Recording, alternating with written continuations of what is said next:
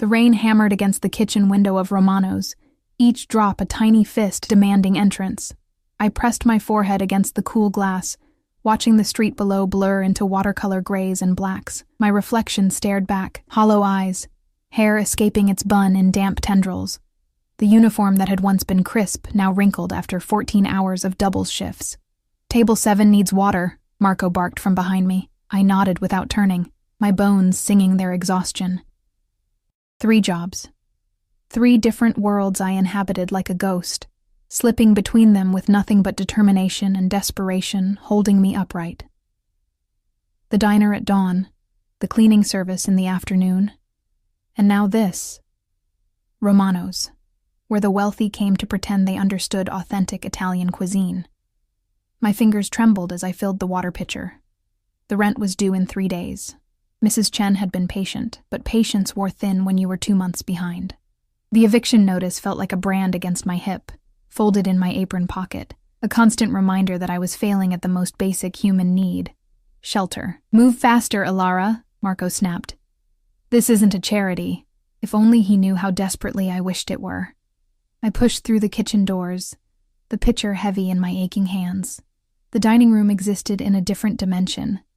Soft jazz, the clink of expensive silverware, laughter that came easy when your stomach was never empty. Crystal chandeliers cast everything in warm amber, making the patrons look softer, kinder than they probably were. Table 7 sat in the corner, partially hidden by a decorative screen. I approached with my practiced smile, the one that never reached my eyes anymore. "Your water, sir." The words died in my throat. He sat alone, though the table was set for 4. Dark suit, tailored so perfectly it seemed painted onto his frame. Black hair swept back from a face that belonged in Renaissance paintings. Sharp jaw, straight nose, lips that suggested cruelty and beauty in equal measure, but it was his eyes that stopped my heart. Gray, like smoke, like storm clouds, like the barrel of a gun, they lifted to mine, and the world tilted. "Thank you," he said, his voice carrying an accent I couldn't place. Something European, refined, dangerous. I poured, hyper-aware of how close my hand was to his, how the water caught the light like liquid diamonds, how my uniform suddenly felt threadbare and cheap. A drop splashed onto the pristine white tablecloth, and I froze. "I'm so sorry, It's nothing." His hand moved, a gesture so slight it barely registered. Yet it silenced me completely. "What's your name?" "Ilara." My voice came out smaller than I intended. "Ilara." He repeated it slowly, tasting each syllable.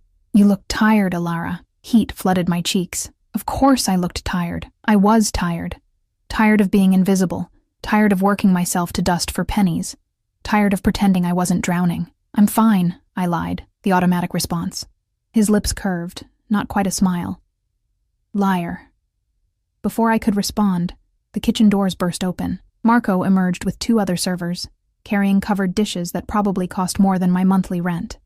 They moved toward table 7 with reverence, with fear, and I suddenly realized everyone in the restaurant had shifted. The conversations had lowered. Eyes darted toward our corner, then quickly away. "Mr. Constantine," Marco said, his voice pitched higher than usual. "Your guests have arrived." I stepped back, but not quickly enough. 3 men materialized from the entrance, all broad shoulders and concealed weapons, their suits failing to hide the predatory way they moved. They flanked a 4th man, older, with silver threading through his temples and eyes like chips of ice. "Excuse me," I whispered, turning to flee. "Wait." That single word, spoken softly, nailed my feet to the floor. I looked back. The gray-eyed man, Mr. Constantine, hadn't raised his voice, hadn't moved, but every person in the vicinity had responded as if he'd shouted. Even Marco had paled. "Yes, sir?" My heart rabbited against my ribs. "You'll be serving our table tonight," not a question, a decree. "Of course," Marco answered for me, practically shoving me forward. "Ilara is our best server." That was a lie. I'd been working here 3 weeks, still fumbling with the menu, still intimidated by the prices. But Marco's eyes pleaded with me not to contradict him, and something in the air felt charged, dangerous, like the moment before lightning strikes. The evening blurred into a surreal nightmare. I served course after course, antipasti, primi, secondi, while the 4 men conducted business in low voices, sometimes English, sometimes what sounded like Russian, occasionally Italian. I caught fragments, names I didn't recognize, numbers that made my head spin, references to shipments and territories and consequences. Through it all, those gray eyes tracked me.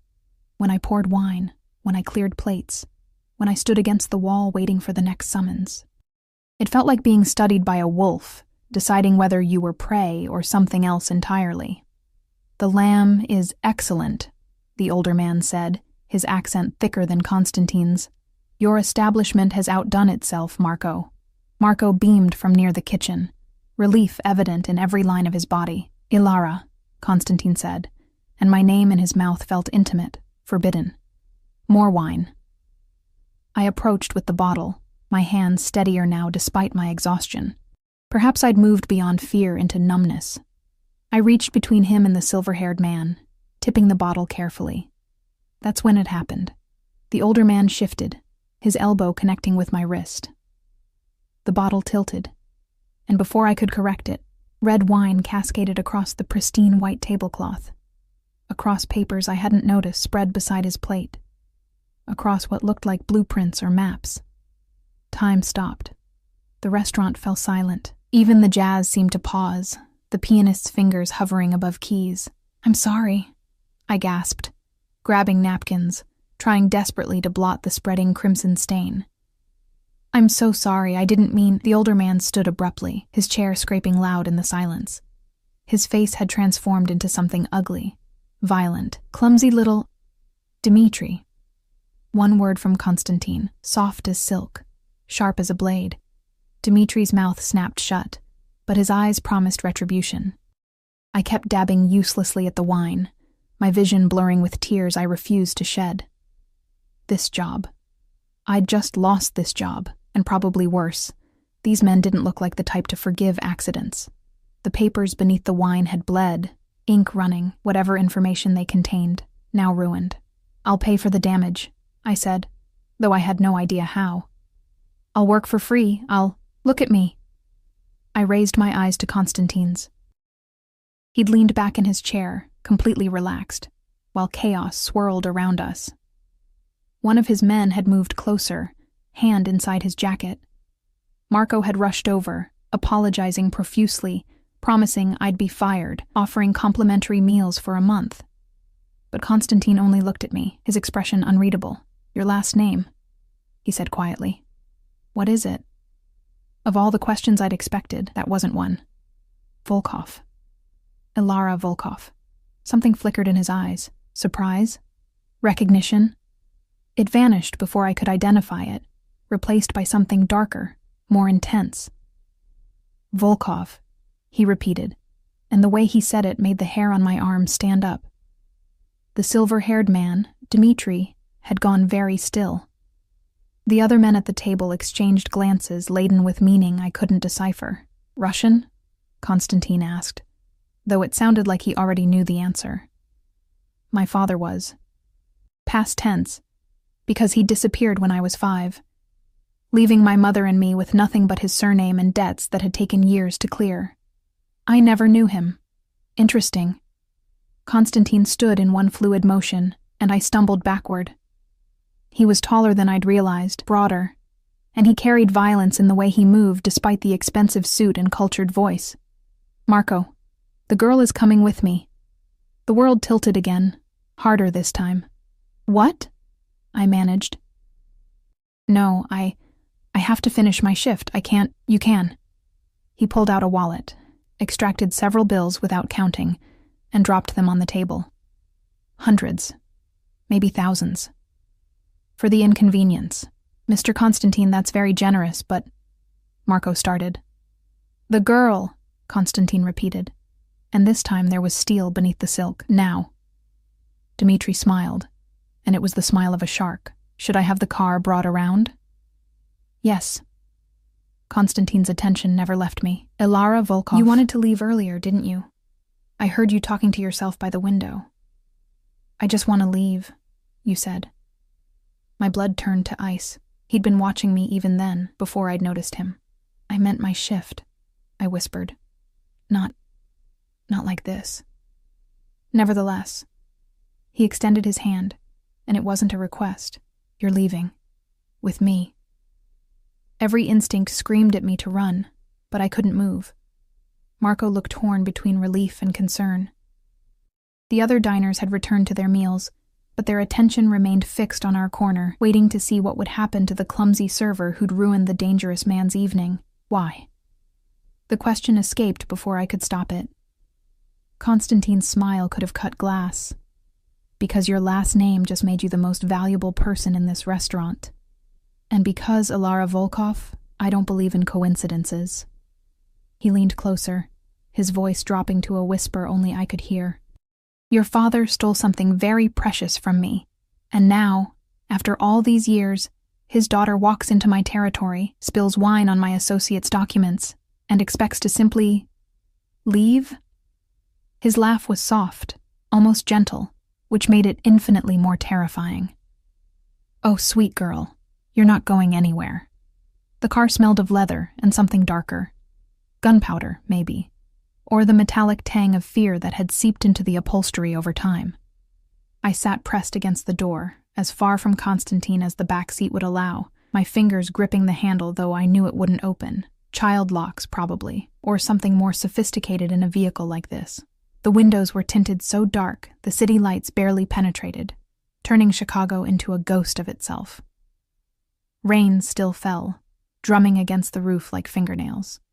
And somewhere in the front seat, a man I couldn't see clearly drove us deeper into the night. "Where are you taking me?" My voice cracked, betraying the terror I was trying to contain. Constantine sat perfectly still, one arm draped along the back of the seat, not touching me but close enough that I felt the heat of him. He'd removed his jacket, revealing a white shirt that probably cost more than my car, if I still had a car. I'd sold it 2 months ago to pay for my mother's medication. "Somewhere safe," he said. "Safe," I laughed, and it came out broken. "You just kidnapped me from my job." "Kidnapping implies you had a choice. You didn't." He turned his head, those storm-gray eyes finding mine in the darkness. "The moment Dmitri saw your name, you became a liability. Or an asset, depending on perspective. Would you prefer I'd left you there for him to handle?" The image of Dmitri's shark smile flashed through my mind. I shuddered. What did my father steal? The question burned in my throat. "I told you I never knew him." "He left when I was 5. Whatever he did, it has nothing to do with me, doesn't it?" Constantine's fingers drummed once against the leather, a soft rhythm that somehow felt threatening. "Blood debt doesn't evaporate with absence, Ilara. Your father took something irreplaceable from my family. Money, yes, millions. But more than that." His jaw tightened, a muscle jumping beneath the skin. "He took my brother's life." The words hung in the air like smoke, choking me. "No," I whispered. "My father wasn't... He couldn't have...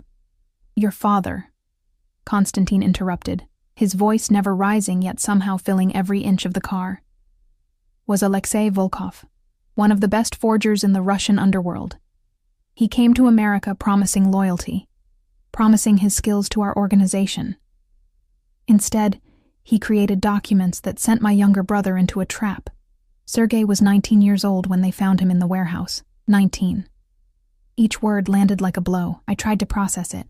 My father, a criminal, a murderer, the man whose eyes I'd inherited, whose surname I carried like a curse I hadn't known I was under. "I'm sorry," I managed. "I'm so sorry, but I didn't know. I've been alone since my mother died last year.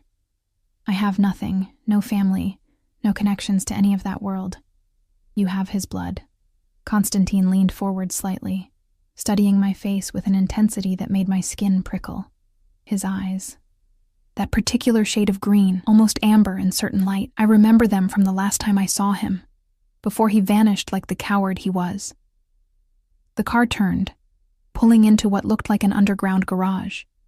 Concrete pillars rose from the darkness, and security cameras tracked our progress with red, unblinking eyes. "Please," I said, hating the desperation in my voice. "I have rent due. I have bills. I can't just disappear. People will notice. What people? The question was almost gentle, which made it cruel. You work 3 jobs where you're invisible.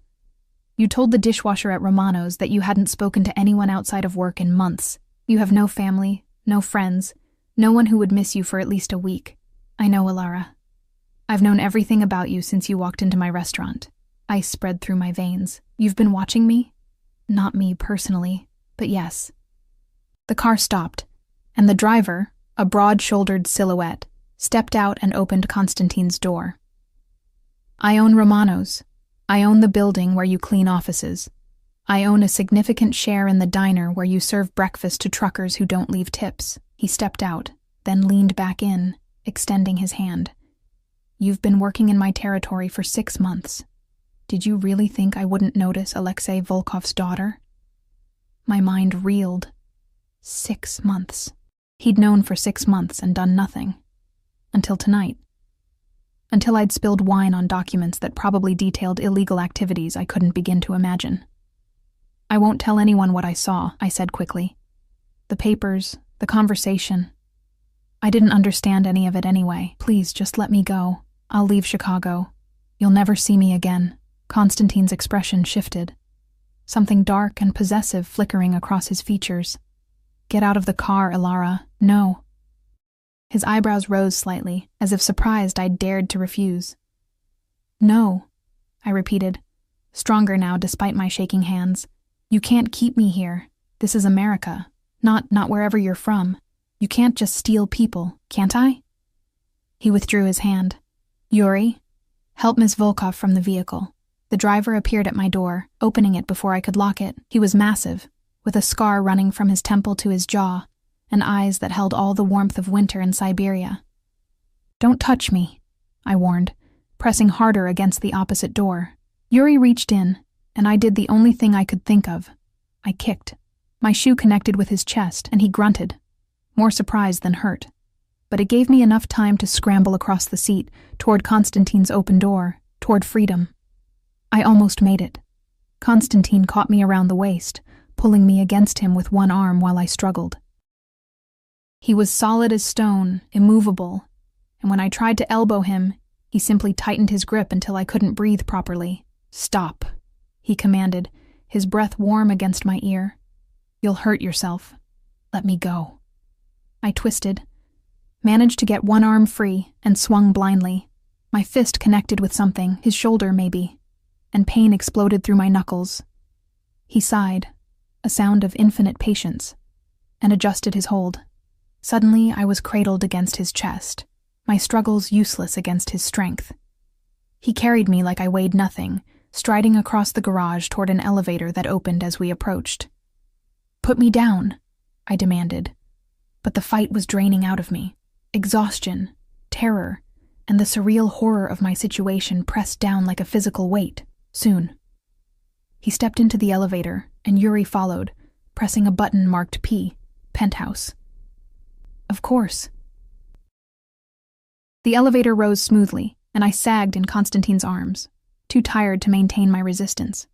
Through his shirt, I could feel his heartbeat, steady, calm, utterly unaffected by my panic. Are you going to kill me? I asked quietly. His arms tightened fractionally. No. Then what? That depends. The elevator doors opened, revealing a hallway that belonged in an architectural magazine, all dark wood and subtle lighting. Artwork that was probably worth more than I'd earn in a lifetime. On you, primarily. He carried me through double doors into a space that stole what remained of my breath. Floor-to-ceiling windows overlooked the city, Chicago spreading out like scattered jewels against black velvet. The furniture was minimal, but clearly expensive. Dark leather, chrome, glass, everything sharp angles and cold surfaces. He set me down on a sofa, and I immediately stood, putting distance between us. Sit, he said. No, that almost smile again. You're very defiant for someone in your position. My position? Anger flared, burning through the fear. You mean kidnapped? Held against my will by a man claiming my dead father owes him a blood debt? Yes, that position. He moved to a bar cart, poured 2 glasses of amber liquid. Sit down, Alara. We have much to discuss, and you look ready to collapse. He wasn't wrong. My legs trembled, threatening to give out.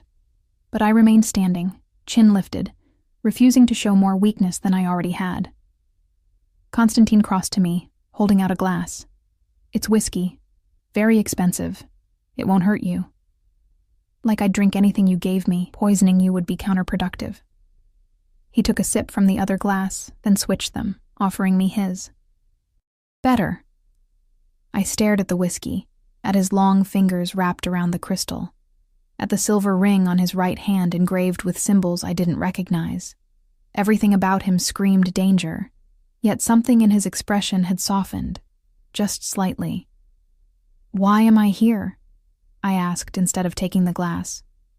Really, if you've known about me for months, why take me now? Because Dimitri saw your name. He set both glasses on a side table. Dimitri is old guard, traditional. He believes in blood for blood, an eye for an eye. When he realized who you were, I had perhaps 30 seconds to claim you before he would have. And Dimitri's methods are, he paused, selecting his words carefully, less civilized than mine. Claim me. The words tasted bitter, like property, like protection. He stepped closer, and I forced myself not to retreat. Your father's debt is real, Alara. In my world, debts pass through bloodlines. You are all that remains of Alexei Volkov. Which means you inherit his obligations. That's insane. That's reality. Another step. We were close enough now that I could see the silver threading through his dark hair at the temples, could smell his cologne, something woody and expensive, but I'm not an unreasonable man. I don't punish daughters for their father's sins. Hope flickered, tiny and fragile. Then let me go. I said I don't punish. I didn't say I'd release you. His hand rose, and I flinched. But he only tucked a strand of hair behind my ear, his fingers barely grazing my skin. The touch sent electricity down my spine. You're safe here, Ilara, safer than you've been in years. No more triple shifts. No more eviction notices. No more struggling alone. In exchange for what? My voice came out barely above a whisper. His smile was slow, dangerous, beautiful. In exchange, you stay. You let me keep you safe from Dimitri and others who would use you to settle old scores. You accept that? For now, you belong to me. The words should have terrified me. They did terrify me. But underneath the fear, something else stirred. Something I didn't want to examine too closely. When was the last time anyone had wanted to keep me safe? When had anyone cared if I struggled or suffered? And if I refuse? Constantine's expression hardened. Then I let you walk out that door, and by morning, you'll be dead. Dimitri won't rest until Alexei Volkov's bloodline ends. He cupped my face, forcing me to meet his eyes. Is that what you want? To die for your father's crimes? Because I can protect you, Ilara, but only if you're mine. The possessiveness in that last word should have sent me running. Instead, I stood frozen, caught in his gaze, caught in the impossible choice between unknown danger outside and captivity within. I just want to leave, I said softly, echoing my earlier words by the window. Constantine laughed, low and dark. I know, sweet girl, but leaving isn't an option anymore. I woke to sunlight streaming through unfamiliar windows, disoriented and tangled in sheets that felt like silk against my skin. For one blissful moment, I thought I'd dreamed it all, the restaurant, the wine. Constantine's gray eyes promising beautiful, terrible things. Then I saw the clothes folded on the chair beside the bed, designer labels I recognized from magazine covers, a note in sharp, angular handwriting. Wear these. Breakfast at 9. Don't try the doors. They're locked from the outside. Reality crashed back, stealing my breath. I was a prisoner in a gilded cage. The bedroom was larger than my entire apartment had been, decorated in shades of cream and gray. Abstract art hung on the walls, and through the windows, Chicago gleamed in morning light. I could see Lake Michigan in the distance, boats cutting white trails across blue water. Beautiful. All of it so beautiful it hurt. My phone was gone. My uniform, my shoes, everything I'd worn last night had vanished. Only the designer clothes remained. Tailored pants, a cashmere sweater in deep burgundy, undergarments still wrapped in tissue paper.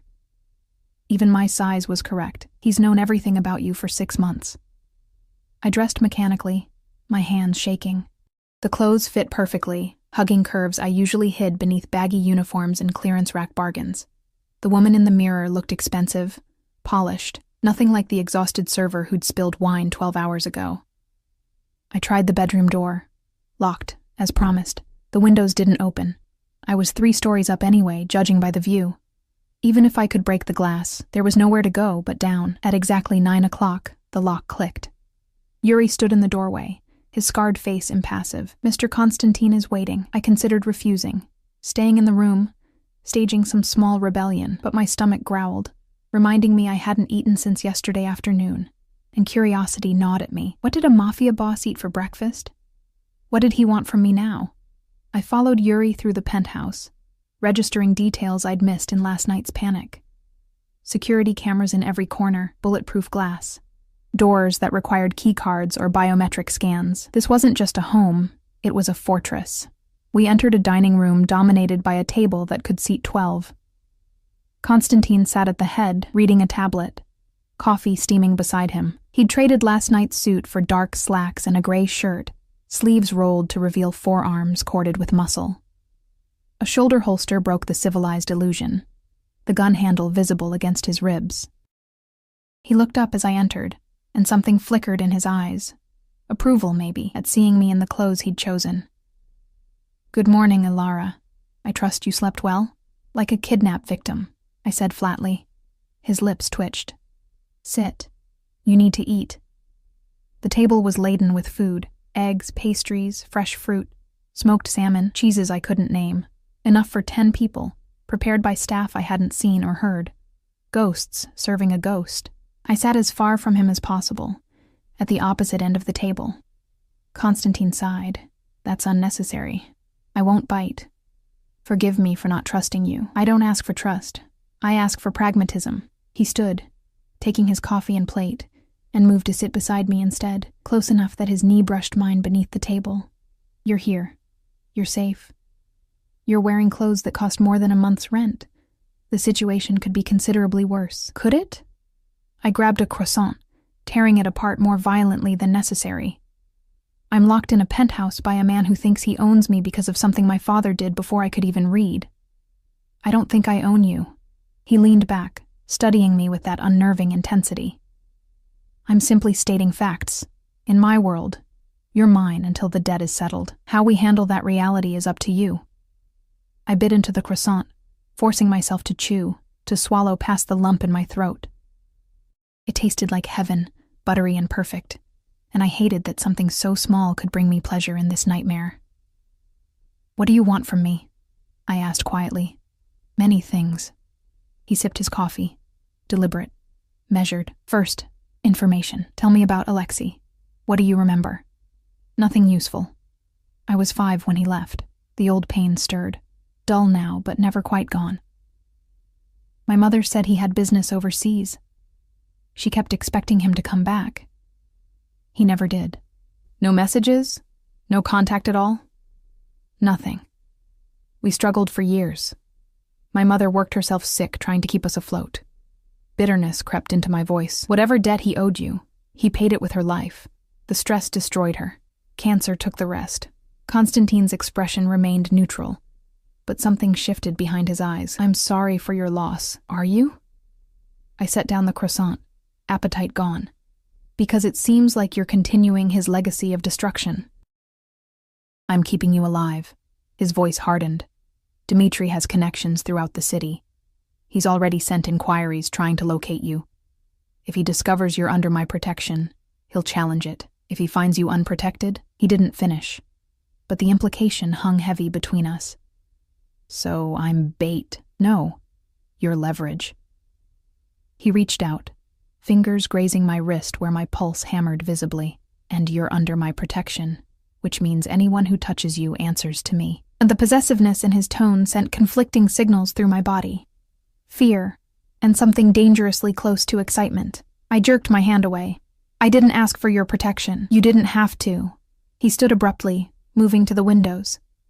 Morning light carved his profile in gold and shadow, beautiful and brutal in equal measure. Alexei's betrayal cost me more than money or even my brother. It cost me trust, reputation, standing within the organization. For 15 years, I've searched for him. For 15 years, I've owed a blood debt I couldn't collect. He turned, pinning me with those storm gray eyes. And then you walked into my restaurant wearing his face, carrying his name. Do you understand what that means to me? I shook my head, afraid to speak. It means fate handed me exactly what I needed. He crossed back to me, each step deliberate, predatory. Dmitri wants you dead. Others in the organization see you as a loose end, a witness who could talk, but I see something different. He crouched beside my chair, bringing us eye level. This close, I could see flecks of silver in his irises, could smell coffee and that woody cologne, could feel the heat radiating from his body. I see a woman who's been invisible her entire life, working herself to death, expecting nothing, asking for nothing, a woman who's stronger than she knows. His hand rose slowly, giving me time to pull away, and cupped my cheek. A woman who could be so much more than a server in a restaurant she'll never afford to eat in. What are you saying? My voice trembled. I'm saying stay, not as a prisoner, but as, he paused, selecting words carefully. As someone under my care, let me give you the life your father's crimes stole from you. Safety. Comfort. Protection. In exchange for what? I asked again. Because nothing came free in this world. His thumb traced my lower lip, feather light, and my breath caught. In exchange, you don't run. You don't fight me. You accept that for now, your life is intertwined with mine. That's not an answer. It's the only answer I have right now. He stood, breaking the moment, and I could breathe again. I have business to attend to. Yuri will stay with you. If you need anything, ask him. What I need is to leave. Konstantin's expression hardened. That's the one thing I can't give you. Not yet. He left, and the silence he left behind felt crushing. I stared at my untouched breakfast, at the luxury surrounding me, at the cage I couldn't see but felt in every locked door, every watchful camera. 3 days passed in surreal monotony. I woke to clothes selected by invisible hands, ate meals prepared by ghosts, read books from Konstantin's extensive library, Russian literature mostly, heavy with tragedy and doomed romance. The irony wasn't lost on me. Konstantin appeared sporadically. Breakfast one morning, lunch the next, dinner when business allowed. We talked, carefully circling each other like wary animals. He asked about my mother, my childhood, the jobs I'd worked. I asked about his organization, his business, the world I'd stumbled into. He answered some questions, deflected others, and through it all, those gray eyes studied me with an intensity that made my skin feel too tight. On the 4th night, everything changed. I woke to voices, angry, urgent, speaking rapid Russian. Light sliced under my bedroom door. I grabbed the robe draped over the chair and crept closer, pressing my ear to the wood. Cannot keep her here indefinitely. A voice I didn't recognize. I can do whatever I want. Konstantin, cold as winter. She's mine. Dmitri is demanding a meeting. He knows she's here. Silence, taut as a wire. Let him demand. I don't answer to Dmitri. You answer to the council. They're asking questions, Alexei. About the girl, about your intentions. My intentions are my own. Footsteps approached, and I scrambled back to bed, heart racing. The door opened, and Konstantin stood silhouetted against the hallway light. I know you're awake, he said quietly. I sat up slowly. Who's the council? He entered, closing the door behind him. In the darkness, he was all shadows and danger, the gun at his hip catching ambient light. The governing body of our organization. 12 men who decide matters of territory, blood debt, and succession. And they want me dead. Some do. He moved to the windows, staring out at the sleeping city. Others see opportunity.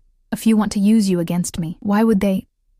Understanding dawned, cold and certain. Because you're protecting me. Because it makes you look weak. Protecting what's mine doesn't make me weak. He turned, and even in darkness, I felt the weight of his gaze. It makes me dangerous.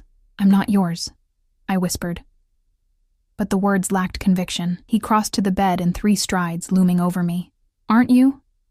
You wear clothes I bought, eat food I provide, sleep in my home, under my protection. You've been mine since the moment I decided to keep you. You can't just decide, I already did. He sat on the edge of the bed, close enough that I felt the mattress dip, that his thigh pressed against mine through the blankets. And tomorrow, the council will demand proof that you're worth the controversy you've caused. Fear spiked. What kind of proof? His hand found mine in the darkness, engulfing it, his thumb tracing circles on my palm. That depends on what story we tell them. We could say you're leverage, bait to draw out Alexei if he's still alive. We could claim you're providing information about his operations. Or we tell them the truth I'm beginning to suspect. His voice dropped, rough and intimate. That I'm keeping you because I want to.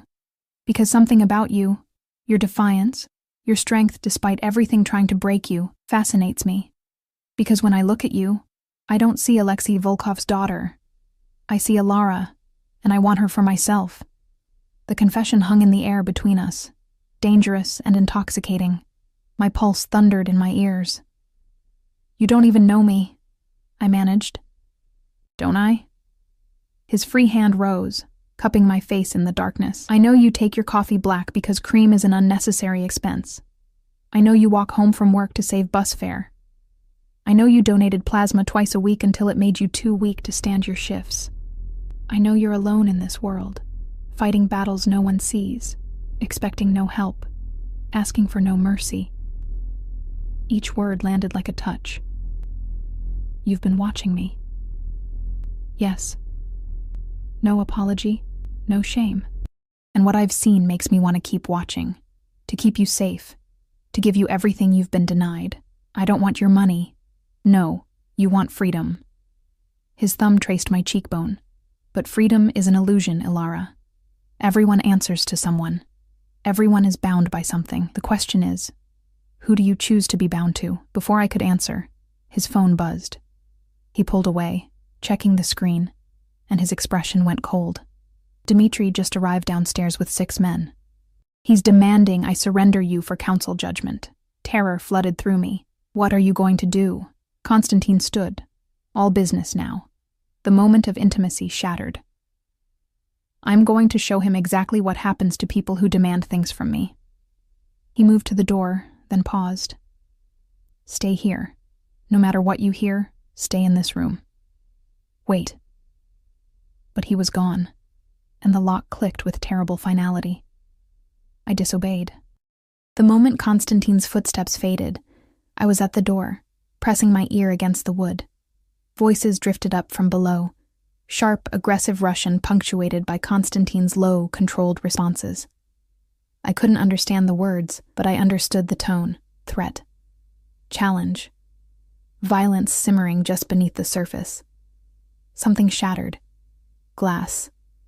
Maybe a vase. A man shouted. Then silence. Thick and terrible. My hands shook as I tried the door handle. Still locked. I scanned the room frantically, searching for anything I could use, any way out. The windows were reinforced, unbreakable. The furniture was too heavy to move. I was trapped, helpless, while men argued over my fate like I was property to be divided. A gunshot cracked through the silence. I froze, hand pressed to my mouth to muffle the scream clawing up my throat. One shot. Then nothing. Just my ragged breathing and the thunder of my pulse in my ears. Minutes crawled past, or hours. Time lost meaning in that room. In the space between the gunshot and knowing who'd fired it, who'd fallen. The lock clicked. Konstantin stood in the doorway, and I'd never been so relieved and terrified to see another human being. His shirt was splattered with blood, fresh, bright red against the gray fabric. A cut split his eyebrow, blood trickling down his temple, but he was alive. Solid. Real. You're hurt, I whispered. Not my blood. Mostly. He stepped inside, closing the door with a gentleness that contrasted sharply with his appearance. I told you to stay away from the door. I heard a gunshot. Yes. He moved to the bathroom, and I followed without thinking. He flipped on the light, wincing slightly at the brightness, and began unbuttoning his ruined shirt. Dmitri made his position clear. I made mine clearer. Is he dead? The question came out smaller than intended. Konstantin met my eyes in the mirror. No. But he understands now that you're not negotiable.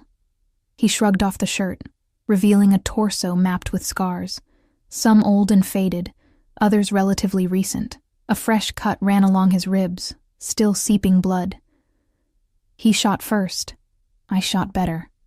I should have been horrified, should have recoiled from this man who spoke of violence so casually, who stood bleeding in his bathroom like it was Tuesday. Instead, I found myself reaching for the first aid kit under the sink. Of course, there was a first aid kit, probably restocked weekly, and pulling out antiseptic and gauze. Sit, I said, pointing to the closed toilet lid. His eyebrows rose. You're giving me orders now? You're bleeding on your expensive tile. Sit. That almost smile, the one that made my stomach flip. He sat. I knelt between his legs, hyper-aware of how close we were, how the bathroom's intimacy amplified everything. His skin was warm under my fingers as I cleaned the cut on his ribs. He didn't flinch, didn't make a sound, just watched me with those storm-gray eyes that saw too much. You should be running, he said quietly. Dimitri's blood is on my hands, literally, and you're here, playing nurse. Where would I run? I pressed gauze to the wound, perhaps harder than necessary. You've made it clear I'm safest with you, and apparently you just proved it by shooting someone. I proved I'm willing to kill for you. His hand caught my wrist, stilling my movements. Do you understand what that means? I looked up, caught in his gaze. It means you're possessive, territorial. It means you see me as yours, whether I agree or not. Yes. No hesitation, no apology. And it means anyone who tries to take you from me will end up like Dmitri, bleeding and broken, learning exactly how far I'll go. The words should have terrified me. They did terrify me. But underneath the fear, something else stirred, something dangerous and intoxicating. When had anyone ever fought for me? When had anyone cared enough to bleed, to risk their standing in their organization, to shoot a man who threatened my safety? Why? I whispered. Why does it matter so much? I'm nobody. Just a girl who spilled wine in the wrong place at the wrong time. His free hand rose, cupping my face with surprising gentleness. Blood still stained his knuckles, and I should have cared. Should have pulled away. I didn't. You're not nobody, Alara. You're the ghost that's haunted me for 15 years. You're the answer to a question I didn't know I was asking. You're... He stopped, jaw tightening as if the words cost him something. You're mine. And I protect what's mine, even if I don't want to be, especially then. His thumb traced my lower lip and my breath caught. Because wanting you to want this, to want me, is what keeps me civilized. If you truly wanted to leave, if I thought you'd be safe... He leaned closer, his breath warm against my skin. But you don't want to leave, do you, Alara? Not really. The protest died unspoken. Because he was right, and I hated him for seeing it. Somewhere between the fear and the captivity and his impossible protectiveness, something had shifted. I didn't want to return to my 3 jobs, my empty apartment, my invisible existence. Here I was seen. Here I mattered, even if the reason was twisted and wrong. I should want to leave, I said instead. But you don't. He stood abruptly, pulling me up with him, backing me against the bathroom wall. We were so close now I could count his heartbeats in the pulse at his throat. Say it. Tell me you want to stay. I can't. You can. His hand slid into my hair, tilting my head back. 3 words, Alara. That's all I need. And then what? You keep me locked in this penthouse forever? I become your kept woman? Your pretty prisoner? No. His forehead touched mine, and the intimacy of it stole my breath. Then you become my partner, my equal. Someone I trust enough to give freedom because I know you'll choose to stay. That's insane. That's my world. His lips hovered over mine, not quite touching, the space between us charged with electricity. Say it. The moment stretched, taut as a wire. Every rational thought screamed at me to refuse, to maintain my dignity, to remember I was here against my will. But rationality had no place in this bathroom, in this space between one heartbeat and the next. "I want to stay," I whispered. He kissed me. It wasn't gentle. It was possession and promise, hunger and restraint. Everything unsaid between us compressed into one searing moment. His hand tightened in my hair, and I clutched his shoulders, dizzy with the intensity of it, with the way my body responded despite my mind's protests. When he pulled back, we were both breathing hard. "That changes everything," he said, voice rough. "I know." A knock at the bedroom door shattered the moment. Yuri's voice, urgent in Russian. Konstantin answered without looking away from me, his tone sharp. Whatever Yuri said made his expression harden. "The council wants a meeting, now." He released me, stepping back, and the loss of his heat felt like a wound. "They've heard about Dmitri. They want answers." Fear spiked through my chest. "What will you tell them?" "The truth." He grabbed a clean shirt from the closet, shrugging it on despite the bandage I'd just applied. "That you're under my personal protection. That anyone who challenges that challenges me directly. That Dmitri learned this lesson the hard way, and I'm happy to provide additional demonstrations. They'll kill you for defying them." He paused, fingers on his buttons, and something softened in his expression. "You're worried about me. I'm worried about being handed over to someone worse than you, liar." But he smiled, quick and genuine. "Stay here. Yuri will guard the door. I'll return before dawn. And if you don't?" He crossed to me in 2 strides, kissing me again, harder this time, more desperate. "Then you run. Yuri will have instructions, money, documents. You disappear. Change your name, live the quiet life you wanted. Konstantin, promise me. If I don't come back, you run." I nodded, unable to speak past the lump in my throat. He left, and the silence he left behind felt different now. Heavier. I sank onto the bed, fingers touching my lips, tasting him still. What had I done? I'd just promised to stay with a man who'd kidnapped me, shot someone for me, kissed me like I was oxygen and he was drowning. And the worst part? I meant it. Hours passed. I tried to sleep but couldn't, too wired, too aware of every sound in the penthouse. Yuri stood outside my door, silent as a statue. Through the windows, Chicago's lights gradually dimmed as night deepened toward morning. At 4 a.m., I heard the elevator. I was at the door immediately, ear pressed to the wood. Footsteps, multiple sets. Voices speaking Russian, tense but controlled. Then Konstantin's voice, tired but alive, giving orders. The lock clicked. He stood there looking exhausted, blood cleaned from his face, but his eyes haunted. Behind him, 3 men I didn't recognize, all in expensive suits, all wearing expressions of wary respect. "Ilara," Konstantin said, and his voice held something I hadn't heard before. Relief. "The council has made their decision. Come. There's someone you need to meet." I followed him to the living room, acutely aware of the other men's eyes tracking my every movement. They arranged themselves like pieces on a chessboard, strategic, deliberate, dangerous. An older man sat in Konstantin's chair, silver hair immaculate, eyes the color of winter ice. He studied me with the intensity of someone appraising expensive merchandise. "So?" he said in heavily accented English. "This is Alexei Volkov's daughter." I lifted my chin, refusing to show fear. "Yes." "You look like him. Same eyes, same defiance." He gestured to the sofa. "Sit, child. We have much to discuss about your future."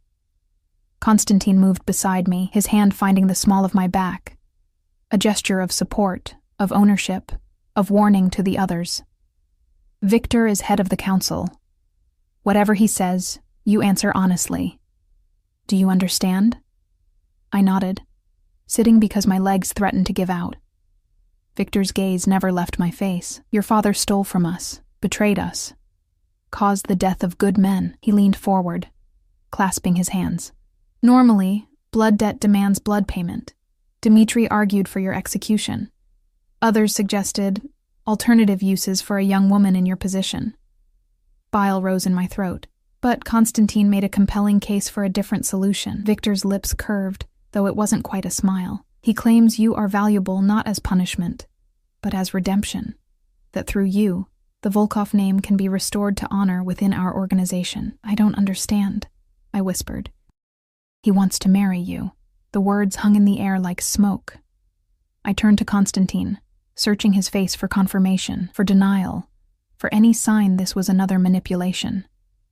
His expression remained neutral, controlled, but his hand tightened slightly on my back. Marriage would settle the blood debt. Victor continued. Your children would carry both Volkov and Konstantin blood, uniting two families, erasing the stain of your father's betrayal. It's elegant, really, and it solves Konstantin's problem of how to keep you without appearing weak. This is insane, I managed. You can't just... People don't. In our world, they do. Victor stood, adjusting his cuffs. You have 48 hours to decide.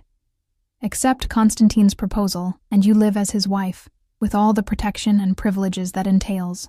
Refuse, and we release you to settle your father's debt in the traditional manner. He moved toward the elevator, his men following. At the doors, he turned back. Choose wisely, Miss Volkov. Konstantin is hard, but he's fair. And he's already shown he'll kill to keep you. Not many women can claim such devotion. The penthouse felt different in the hours after Victor's departure, smaller, somehow, despite its sprawling luxury, or perhaps I was simply more aware of the walls, of the choice that had been handed to me like a beautifully wrapped grenade, marriage or death. Konstantin stood at the windows, silhouette dark against the pre-dawn sky. He hadn't spoken since the council left, hadn't looked at me, and the silence stretched between us like wire ready to snap. You should have told me, I said finally. Would it have changed anything? He turned, and exhaustion lined his face. Not physical, but something deeper. You still would have had to choose. I could have prepared. I stopped, because what could I have done? Run? Hide? Pretend this nightmare would resolve itself without my participation? Could have what, Alara? He crossed to the bar, poured vodka with steady hands despite everything. Could have convinced yourself you had more options than you do? That's a kindness I won't give you. False hope is crueler than honest truth. I watched him drink, watched the tension in his shoulders, the way his jaw tightened. This man who'd shot someone for me hours ago now looked almost vulnerable in the gray light filtering through the windows. Did you mean it? The question escaped before I could stop it. The proposal, or is it just another cage with prettier bars? His laugh was bitter. You think I'd fabricate a marriage proposal to satisfy the council? I could have claimed you as a mistress, a prisoner, a dozen other things. Marriage binds me as much as it binds you. Then why? He set down his glass with careful precision. Because when Victor suggested execution, I understood something I'd been avoiding. The thought of you dead, of your blood on someone else's hands because I couldn't protect you. His voice roughened. It was unacceptable, not because of your father, not because of debt or revenge or any rational reason, but because somewhere between kidnapping you and kissing you, you became mine in a way I wasn't prepared for. My heart hammered against my ribs. That's not love. That's obsession. I know. He moved closer, each step deliberate. I know exactly what this is. I'm not a good man, Alara. I've done terrible things, will do more terrible things, but I'm honest about what I am. Can you say the same? What's that supposed to mean? It means you've been lying to yourself since the moment I took you. He stopped directly in front of me, close enough that I had to tilt my head back to meet his eyes. You tell yourself you're here against your will, that you want to leave, that this is all captivity and coercion. But I've seen the way you look at me. I felt the way you respond when I touch you. You're terrified, yes, but you're also alive in a way you haven't been in years. That's not true? His hand cupped my face, thumb tracing my cheekbone. Then tell me to stop. Tell me you feel nothing. Tell me that when I kissed you, your world didn't shift on its axis the way mine did. I couldn't. The words stuck in my throat, blocked by truth I wasn't ready to admit. I thought so. He released me, stepping back, and the loss of contact felt like abandonment. So here's your choice, laid bare. Marry me, and I'll give you everything. Safety, yes. Luxury, obviously. But more than that, I'll give you purpose. You'll stand beside me, not behind me. You'll be my partner. My equal in all things except the violence you'll never have to participate in. You'll matter, Alara. Not as someone's daughter, not as an invisible server, but as yourself. And if I refuse, his expression went cold, then I'll let you go, and the council will do what they do. You'll have perhaps 12 hours of freedom before someone collects the blood debt. It won't be quick, and it won't be painless, and I'll spend the rest of my life knowing I could have prevented it but respected your choice instead. The weight of it pressed down like physical force. This wasn't a fairy tale. There was no rescue, no third option, no magical escape, just two paths, one leading to certain death, the other to an uncertain future, with a dangerous man who looked at me like I was salvation and damnation in equal measure. 48 hours, I said quietly. Victor gave me 48 hours. You don't need them. Constantine moved to his desk, opened a drawer, and extracted a small velvet box. He returned, opening it to reveal a ring that stole my breath, a deep green emerald surrounded by diamonds, set in platinum that caught the growing light. This was my grandmother's. She gave it to my mother, who was supposed to give it to my wife.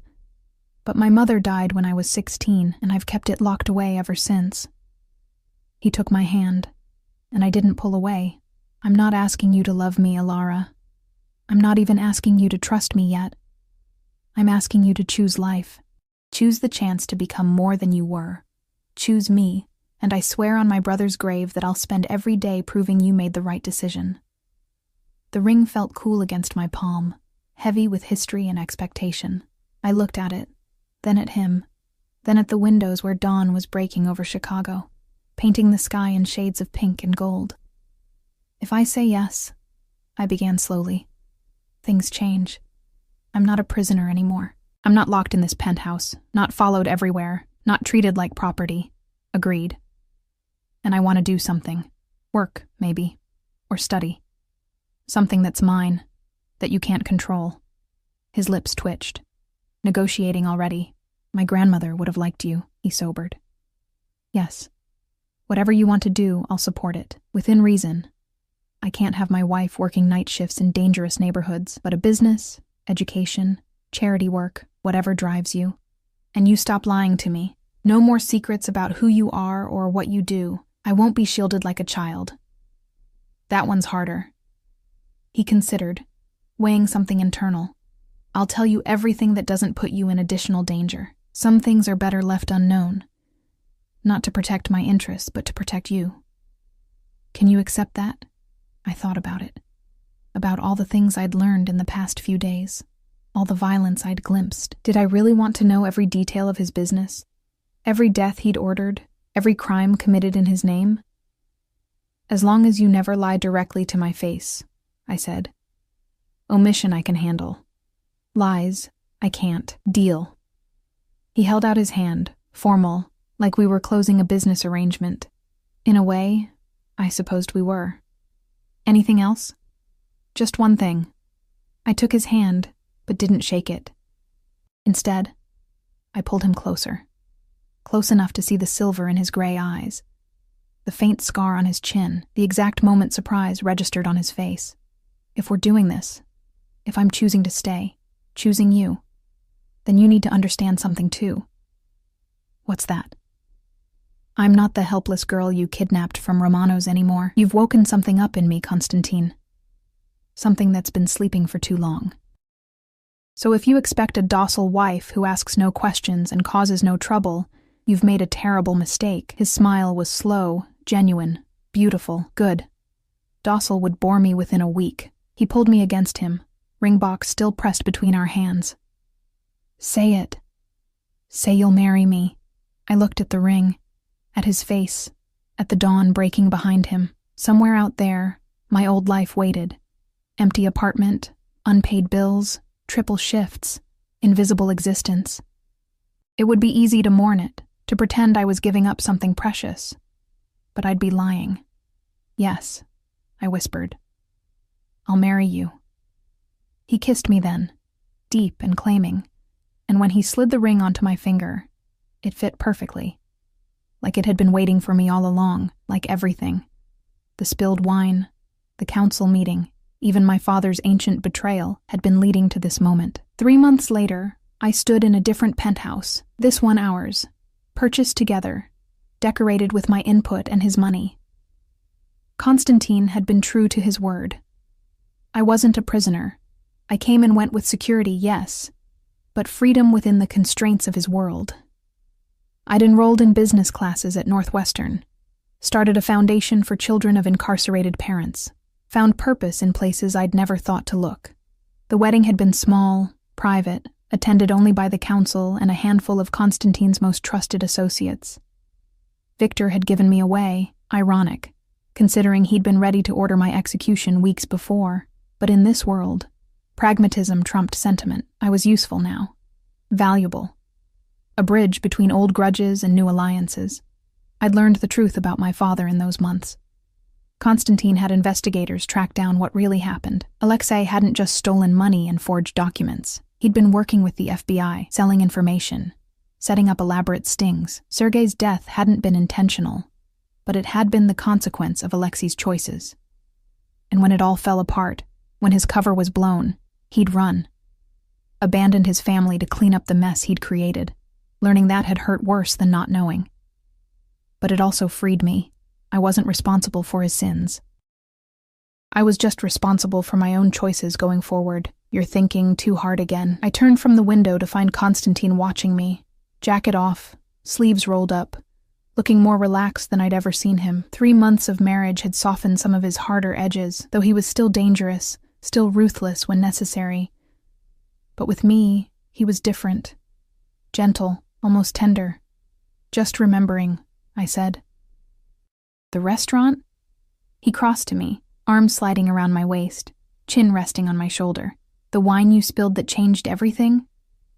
I was thinking about what you said that first night. I just want to leave. And you laughed. I did. His breath warmed my neck, because I knew even then you wouldn't. That something was pulling us together, fate or chance or whatever you want to call it. You're surprisingly romantic for a Mafia boss. Only with you. He turned me in his arms, and the love in his eyes still surprised me. Genuine, fierce, completely unexpected, only ever with you.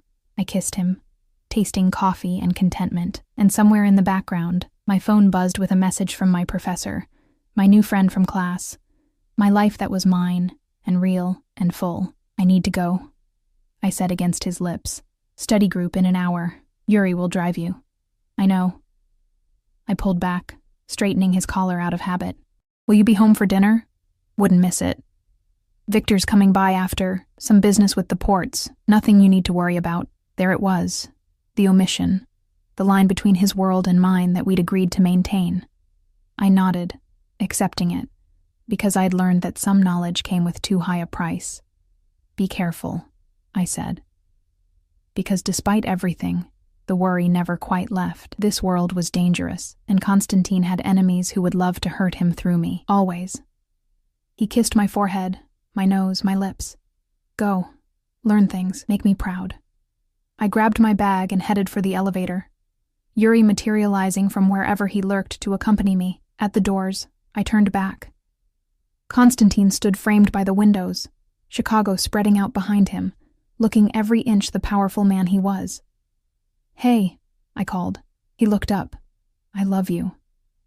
His smile could have lit the city, I know. Now go, or you'll be late.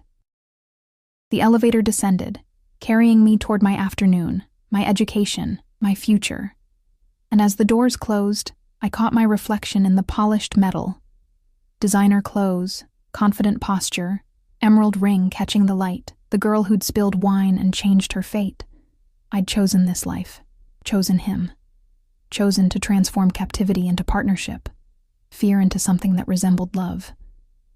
And standing there, watching Chicago rush past through tinted windows, I realized I'd choose it again, every single time, Because sometimes the cage breaks open from the inside, sometimes the prisoner becomes the queen.